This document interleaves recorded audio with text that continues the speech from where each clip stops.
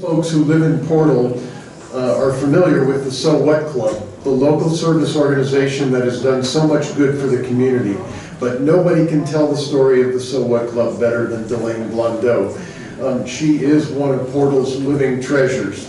She's a world-traveled teacher by profession, having taught in Germany, Japan, and elsewhere during her global excursions.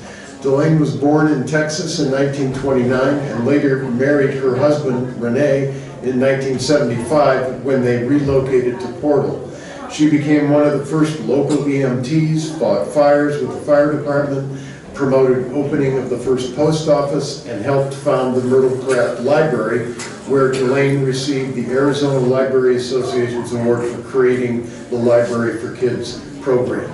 So welcome, Delane.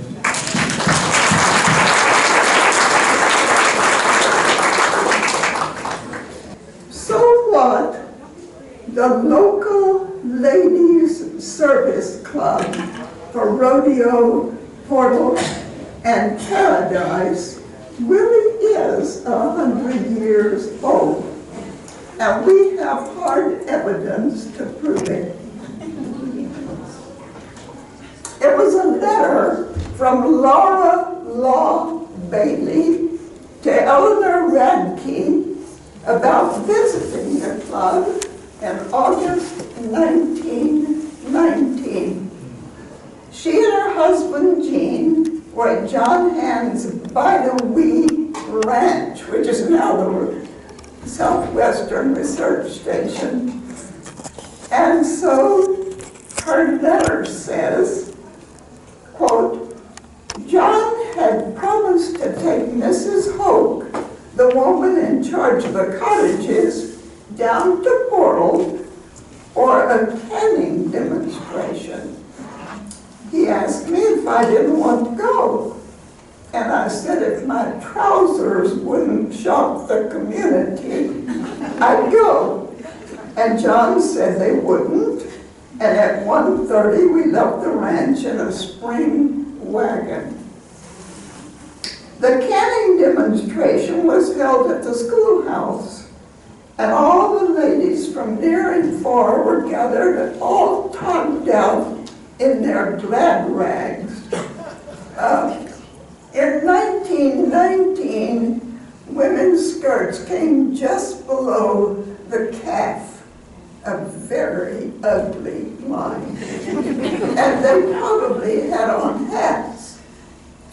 The canning was the cold pack method, and I took several notes on how it was done.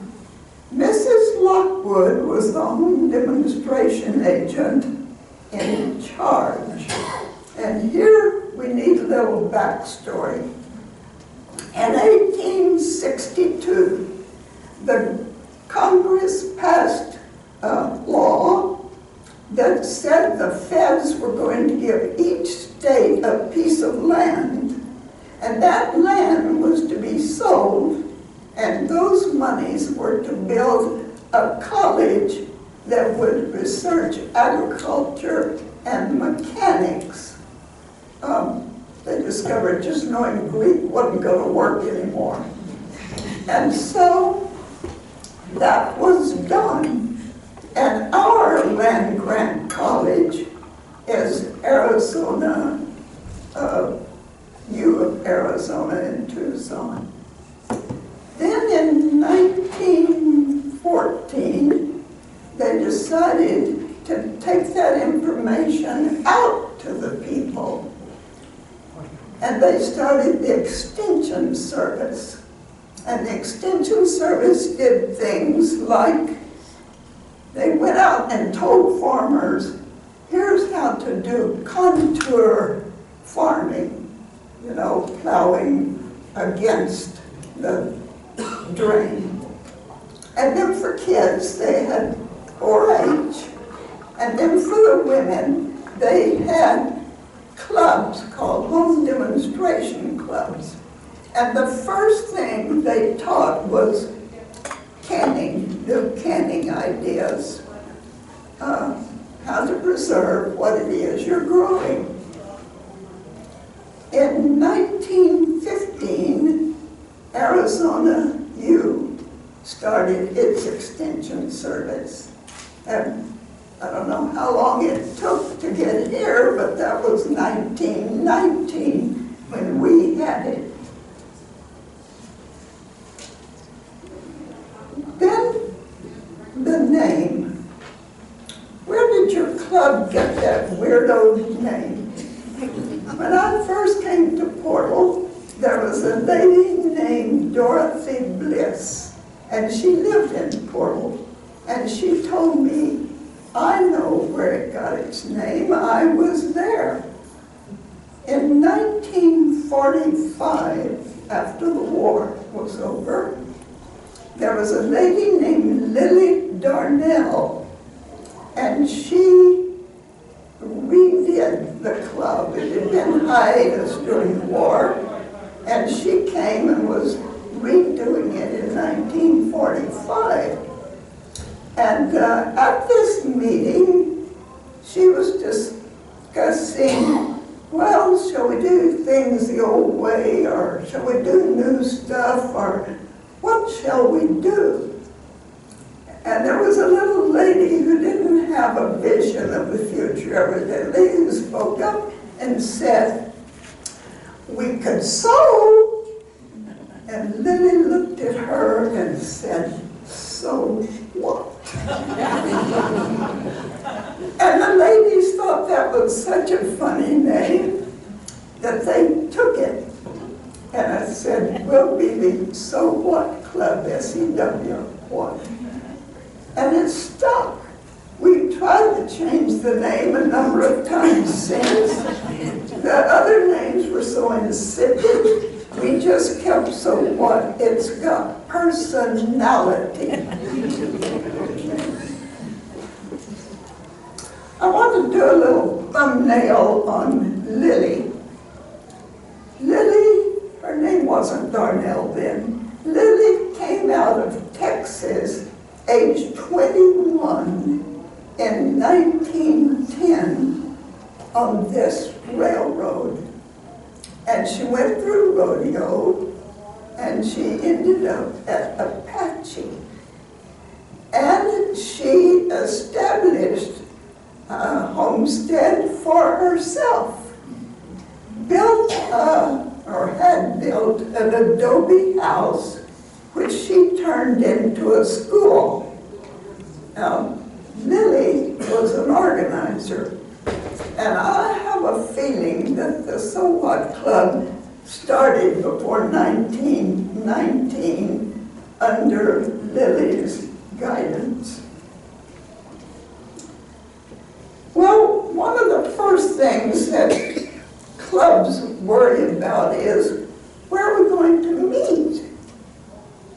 And I have a story from Sally Richards about the meeting. At first they met in homes, but homes just had small rooms. And Sally told me this herself. This was in the late 1940s when Finn Richards had survived the Bataan March.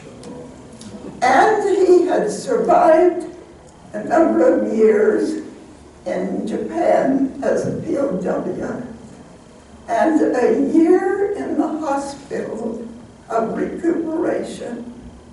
And he came home to this neighborhood and discovered that Lily Darnell's daughter Sally had grown up to be a beautiful young lady, and so he married her. And they lived at first on State Line. The house is still there, renovated many times. And she said this was what happened. She was expecting the So What Club in her house, got everything all cleaned up, was really ready. And Finn saw this skunk under the house, and not thinking, he shot it. She said, I was never so embarrassed in my life. There wasn't any time to do anything else. And we just went ahead and had the club meeting. Now, we always have potlucks at these club meetings. Can you imagine eating with these skunk fumes all over the place? And then the club grew and they had more people and they wanted to get out into some bigger quarters. So the church, which was called the St. Stephen's Episcopal Mission, which is now the gallery, said, you can meet at our place in midweek. So they did. And for 2 years, according to the minutes, they were pretty happy there, and they were thinking of putting in new carpeting. But a big rain came, and the roof leaked in 2 places, and they repaired it 3 times. And the ceiling was all loopy, and the paint was all ruined, so they moved out of there. Then in the 70s, they were looking for a place again, and the schoolhouse, the one across from the post office, where the Ridgeways now live, was empty. Those kids were being bused to animals. And so they said, well, let's try that. In a year, the minutes say, all of our silverware got stolen. What they were doing with silverware, I do not know. Then another, we have that solved now. We meet in 2 places. The classroom in the Portal Fire Station, and you will notice we bring our own silverware. And skunk-free homes. And this is Deb's home, and we're meeting there. Then clubs are always wanting to make money. And the question was, are the extension programs free? We were still an extension club. Yes. But there are always things the club wants to do in the community that they need money for. For example, in 1960, Bill Sanders wanted a compressor to drill holes and put dynamite in them to blast out graves in the Paradise Cemetery. Now, they had the whole Forest Service, the whole forest, to pick their cemetery. And why they picked it on a layer of limestone is unknown. But he needed to have a compressor to drill those holes and blast those graves. So what said, to the rescue. And they got a cedar chest. Remember those old Hope chest girls?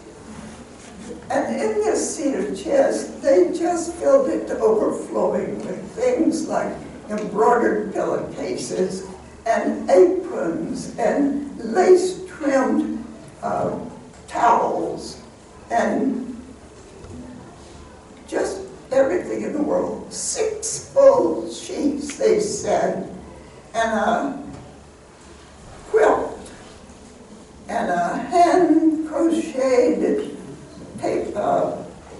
bedspread. And they sold raffle tickets for $1 each.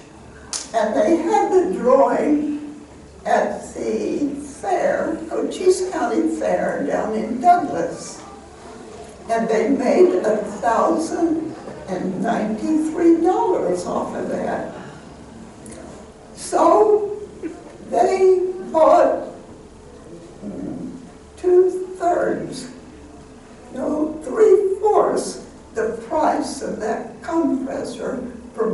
Sanders. In the minutes, you see that every year Bill comes to them with a list of things he needs to fix that compressor. And we always footed the bill.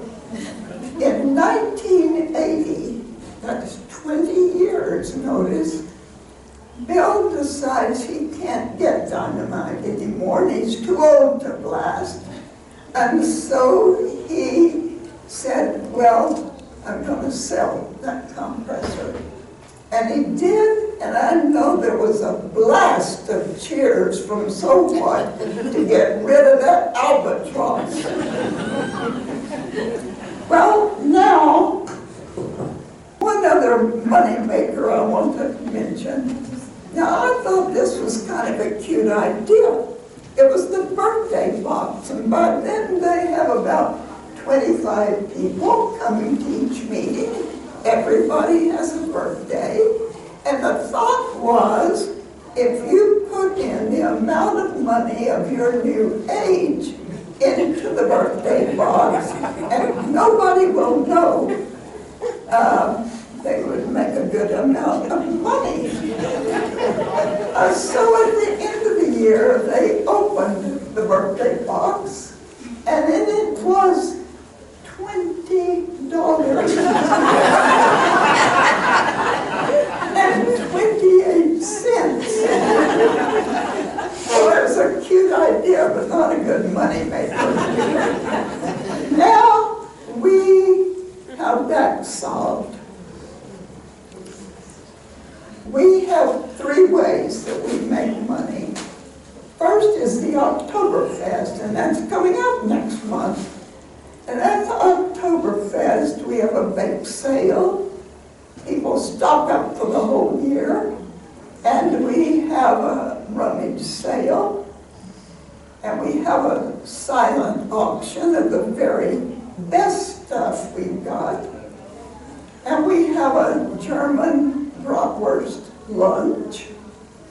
And it's fun. Anything else that people think of to bring and do goes into the Oktoberfest.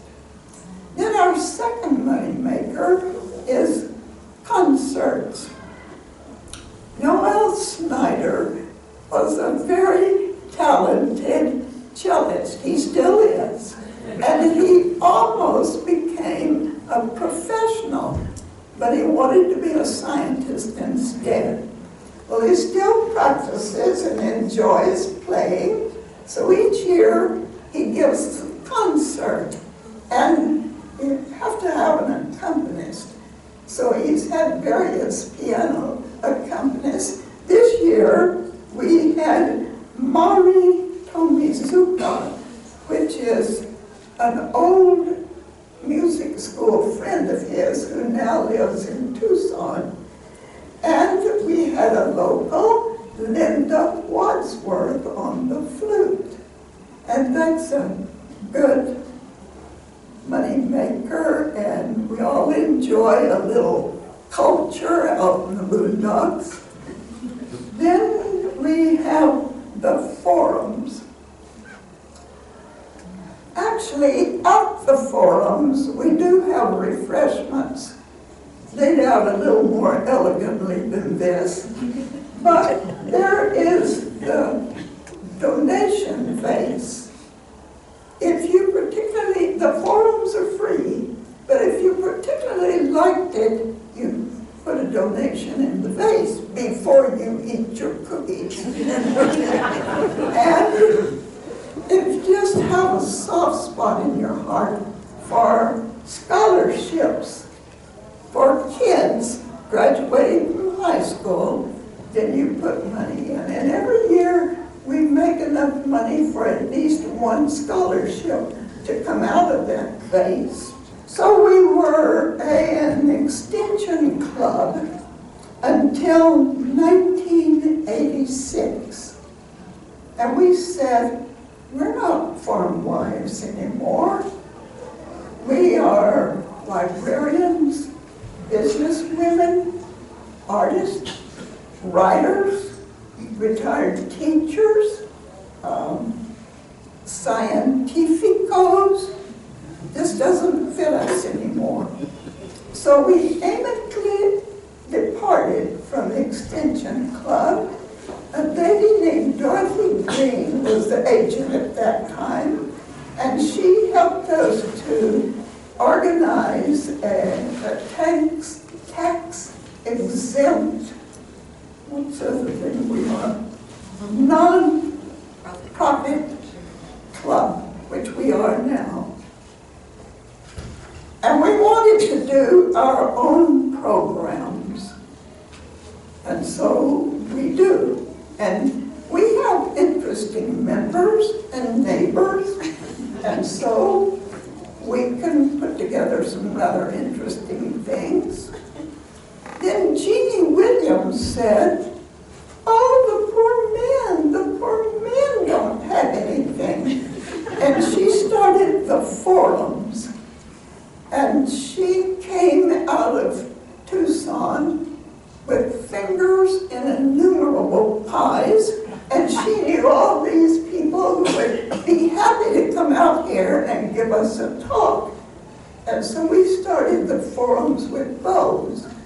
But we got more and more interesting people in our neighborhood, and so now most of our forums are given by our own people, like this nifty little number by Carol Simon and Howard Topol.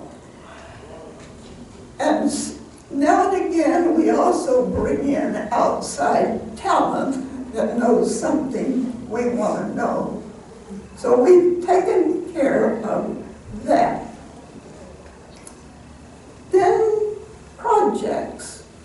We've narrowed our projects down to 2. One is scholarships.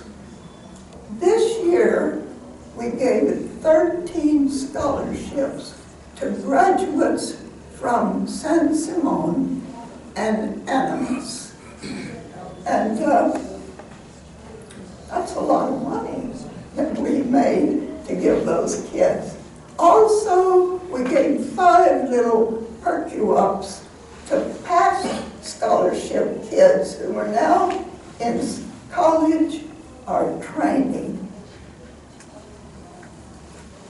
And our other project is Cypress Inn in Douglas.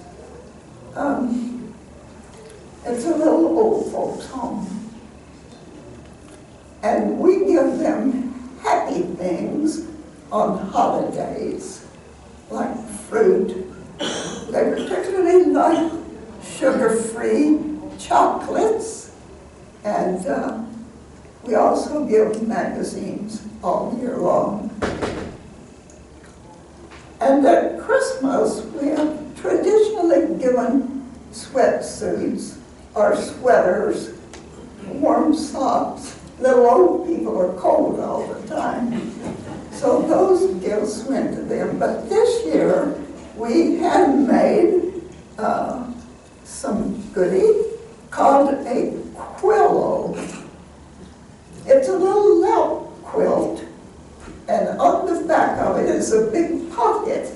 And the quilt is folded up and put into the pocket, which makes it into a pillow. Then if you get cold, you take the quilt out of the pocket, put your feet in the pocket, and put the quilt over your lap, and you are toasted. I would like to mention another event that happened in 1989. What came from that, even we had no clue would happen. We had a Thanksgiving dinner up at the research station, and men were invited. So we had special speakers that men would enjoy. Brian Lauber of Arizona State Land Department, Fire Chief Dan Wood of Elfrida, and a representative of the Douglas Fire Department.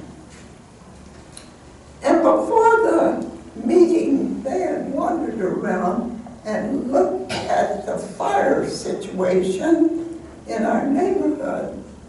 And in their talk, they said, "You people are very flammable here.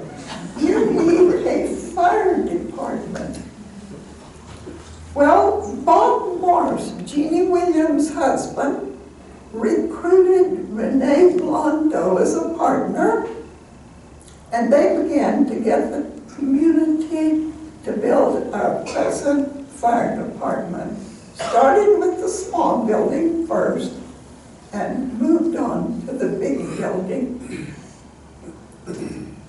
In the 2000s, the So What Club began to put on some Oscar-worthy productions. Our first one was The Nutcracker Suite with local talent. And my memory is these paunchy guys in hiking boots and pink tutus dancing to the tinkling music of the snowflake fairies. It was unforgettable. Then we also had a circus, and later we had a medieval fair in our big fire building. It was just new. And Lady Godiva rode through there, to our astonishment, on a white horse. The producer of this was Howard Topoff, and it was fun. In the 80s and 90s, we did a couple of more big things. Rodeo Fire Department needed some air packs. They had trained to go into burning buildings, but they didn't have the equipment. And many of those trainees were women. Most of them were women, because their husbands were over at Claudius working. And some of those women were saltwaters, prepared to be the big fire people. And so we helped buy that. And then Portal Rescue needed an expensive resuscitator. And some of the ladies made this quilt, and we sold it off and helped get that resuscitator. Well, ladies' clubs are not tea and talk anymore. They are movers and shakers of their communities. And So What still is.